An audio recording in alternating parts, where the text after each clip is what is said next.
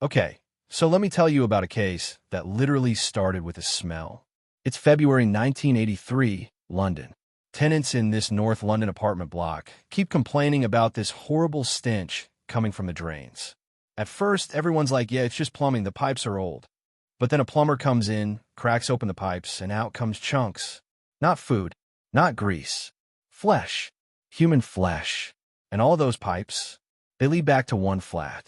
Number 23. Inside that flat lived a man named Dennis Nilsen. A man his neighbors thought was polite, quiet, even kind. But what police were about to uncover behind his door would reveal one of Britain's most terrifying killers. So who was Dennis Nilsen? On the surface, he was completely ordinary. He had a steady job, kept to himself, didn't make trouble. He'd chat with neighbors, sometimes help out. Nothing about him screamed monster. But here's the thing. London in the late 70s and early 80s was a tough place, especially if you were young, gay, and struggling. Homelessness was on a rise. Families rejected their sons. And back then, if someone like that went missing, hardly anyone noticed. That's exactly the silence Dennis Nilsen thrived in. Now, his first known victim was a boy named Stephen Holmes. 14 years old. 14. It was 1978. Stephen had been out at a party and had nowhere to sleep. Nilsen invited him back, gave him a warm place for the night. And while Stephen slept, Nilsen strangled him. That was the start. After Stephen, there was Kenneth Ockenden, a 23-year-old Canadian student. Then others, drifters, runaways, young men who were already invisible to society. Some of them still remain nameless. To them, Nilsen looked like a safe place, a kind man offering shelter. But once they stepped into his flat, kindness turned into a trap. The way he killed was chillingly simple. He'd wait until they were drunk, asleep, or too weak to fight back. Sometimes with a tie, sometimes his bare hands, sometimes even drowning them in the bathtub. But what he did after the murders is what truly shocked detectives. Nilsen didn't just get rid of the bodies right away. He kept them. He'd wash them, dress them, even sit them in chairs and talk to them.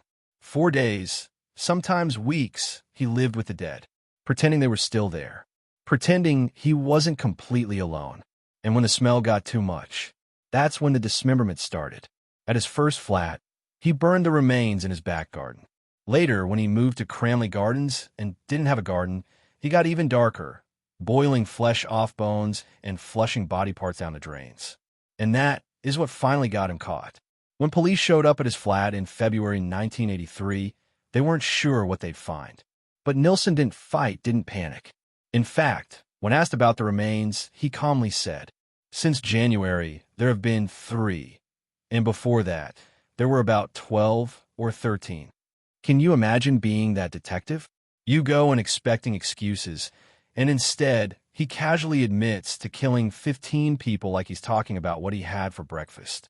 Now, here's the question. Why did he do it? Nilsen grew up in Scotland, lonely, isolated, without a father figure. He struggled with his sexuality in a time when being gay meant secrecy, shame, and rejection. He was terrified of being abandoned. And in his mind, murder became the solution. "I killed for company," he said later. "I longed for it, but it just didn't work out that way." It wasn't about rage. It was about possession, holding on to someone so they could never leave. It was loneliness turned monstrous. When his trial began, he was charged with 6 murders and 2 attempted murders. Survivors who had barely escaped told their stories. The defense tried to argue he was insane, but the jury didn't buy it. He had planned everything. He confessed clearly. He knew exactly what he was doing. In November 1983, Dennis Nilsen was found guilty. His sentence? Life in prison, later changed to a whole life order. He was never getting out. But here's the haunting part. Nilsen couldn't even remember all his victims. To this day, some remain unidentified. Families never learned what happened to their sons. And even scarier, he committed these murders in busy London neighborhoods. Neighbors, landlords, even police officers had been right next door. But nobody noticed. Nobody asked. Why? Because back then, missing gay men, especially those who were homeless or struggling, weren't taken seriously. Their silence was his cover. Dennis Nilsen died in prison in 2018 at the age of 72. He left behind diaries and drawings, still cold, still detached. But his story isn't about him. It's about the men whose lives he stole.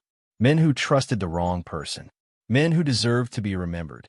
Because the story of Dennis Nilsen began with a smell and ended with the unmasking of one of Britain's most terrifying killers.